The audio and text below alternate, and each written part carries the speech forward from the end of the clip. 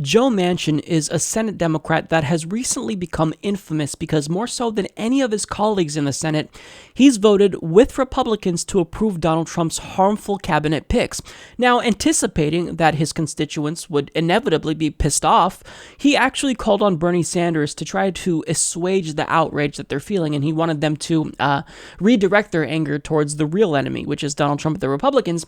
But let's just talk about who you voted for real quick, Joe. So you voted to approve Scott Pruitt to lead the EPA. Scott Pruitt is funded by the oil and gas industry, and he's a climate change denier. You voted for that person to be the head of the Environmental Protection Agency. That's unbelievable. You voted for Jeff Sessions, a racist, to be the United States Attorney General. So these are things that are just incomprehensible to me. You have no shame. Now, at a town hall event, his constituents questioned why, as a superdelegate, he wasn't representing the interests of constituents.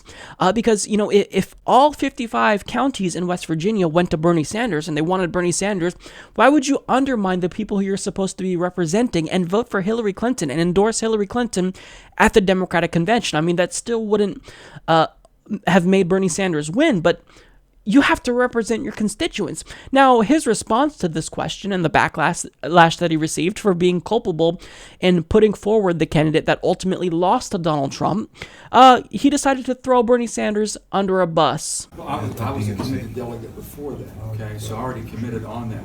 Bernie's not a Democrat. Bernie won't register. He was at the time. Bernie doesn't run as a Democrat. Bernie had to list himself as a Democrat because they wouldn't let him put socialist on the ballot. That's what Bernie wants. But all 55 counties, the West Virginia Democrats voted for Bernie Sanders. Right. I committed before that. I'm saying I've committed as a delegate, superdelegate before that. To what? Well, I am, but I'm saying I already made a commitment. I already signed and made a commitment. That's what you said. You said I should have changed. But you could have. I mean, you weren't obligated to that. You could have changed that. Well, I still believe that Hillary Clinton would have been a much better candidate. I voted for Hillary Clinton.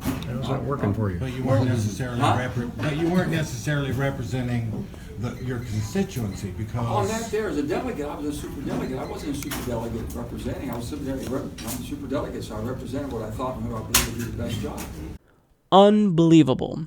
He said Bernie's not a Democrat, and he only chose to run as a Democrat because they wouldn't let him put socialist on the ballot. Bernie Sanders is not a Democrat because your party is too corporatist, your party is too corrupt, and he doesn't want to taint his own name by being associated with the corrosive Democratic Party brand. And Bernie Sanders did not choose to run as a Democrat because they wouldn't allow him to check socialist. Bernie Sanders ran as a Democrat because he wanted to make sure that the institutional biases that exist against third-party candidates would not hinder his campaign. So it was a strategic move that I think was the right move. So this mentality is why you lost, because the Democratic Party, they try to demonize people who aren't Democrats, but what you're doing is you're undermining yourself because you're telling independent voters, who, mind you, make up the largest share of voters now.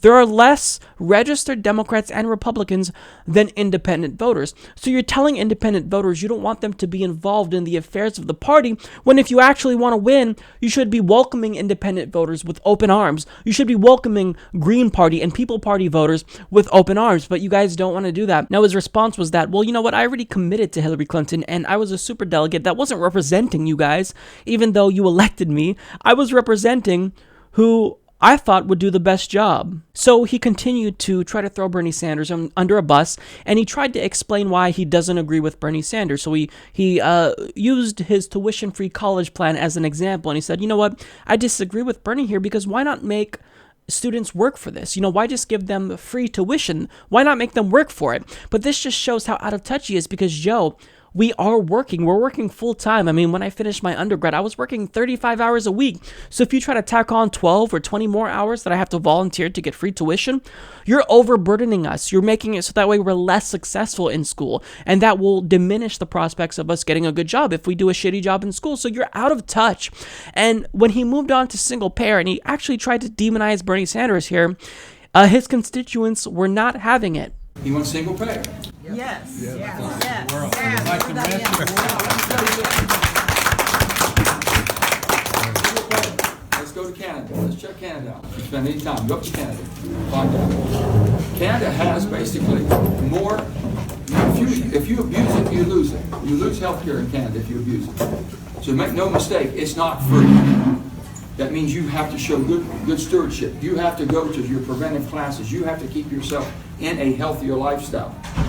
Then you just can't have any MRI every time you walk in. You can't get all the stuff you can here. There's ration. They do ration. You can't get an MRI anytime you No, want I here know, either. but I'm saying, Everywhere. well, let me just tell you what's Unless you have happening. money. I've been waiting months to get an MRI, and I can't get one. Yeah. So make no mistake about it, Joe Manchin was using right-wing talking points against a policy, single-payer healthcare, that a majority of Democratic Party voters support. He said, also, if you abuse it, you lose healthcare in Canada, so it's not really free. Well, Joe, you seem to ostensibly know a lot about the Canadian healthcare system, so I'm sure that you can answer this question. How many Canadians die or go bankrupt because they don't have health insurance? How many? The answer is 0. 0, Joe. So you're making up lies about the Canadian healthcare system. Why? Because you are doing this at the behest of your donors.